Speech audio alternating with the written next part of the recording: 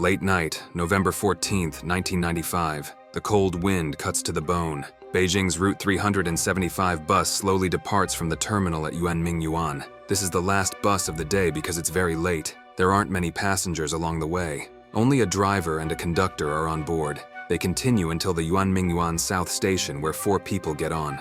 They are a young couple, a young man and an elderly person. After boarding, the young couple sit closely behind the driver on a double seat, while the young man and the elderly sit one in front of the other on single seats by the door. The final destination of this bus is Fragrant Hills. The route is quite remote. No one else is awake and the bus is very quiet. This adds to the already heavy atmosphere.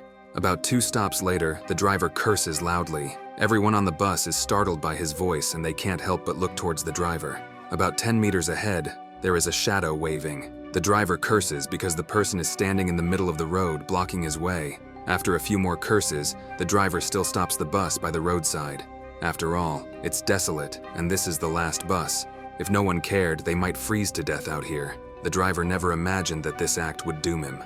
As soon as the bus stops, 3 people board, all wrapped in thick military coats, completely covered, even wearing sunglasses at night. Their faces are indiscernible. The middle one is slouching, supported by the other 2, as if he were drunk. The 3 of them sit in the back row and do not speak a word throughout. The bus returns to its deathly silence. After moving forward for a while, the elderly man in the back suddenly stands up. Immediately, the young man in front accuses him of stealing his wallet. The young man looks innocent, not understanding what's happening. Since boarding the bus, he hasn't touched anything. How could he have time to steal? He explains this angrily, but the elderly man is relentless, still grabbing his hand and insisting on calling the police to argue. He also asks the driver to stop immediately, knowing there is a police station nearby. After being scolded for a while, the young man also gets angry and leaves the bus with the elderly man. After getting off, the young man still wants to argue with the elder, but the elder only stares at the road until the bus is out of sight. Then he breathes a sigh of relief and says to the young man, "I just saved your life." The young man looks puzzled.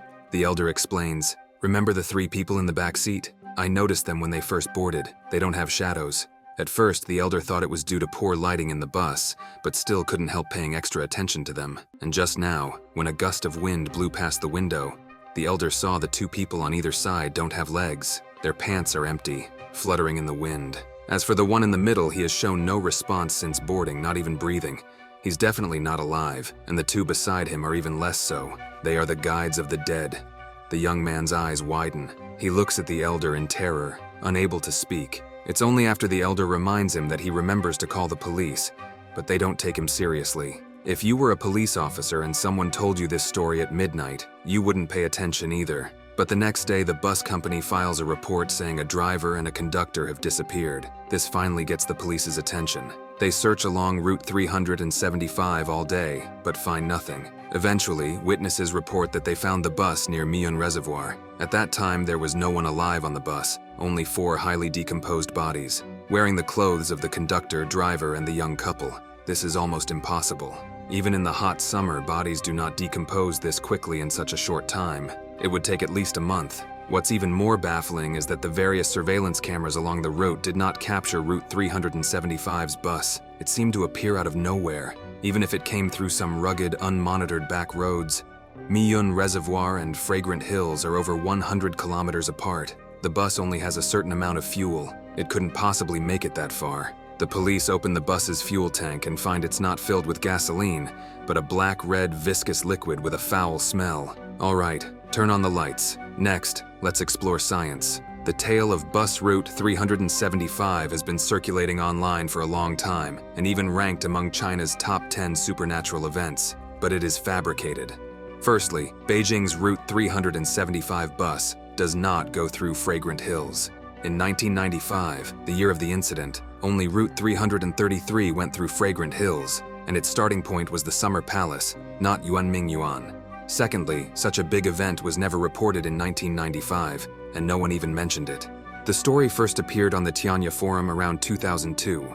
Many believe the original story is from Zheng Zhen in an episode called The Last Bus, but actually it isn't.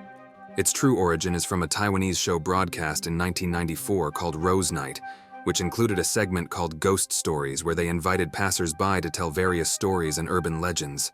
This was the first time the ghostly bus story appeared before our eyes.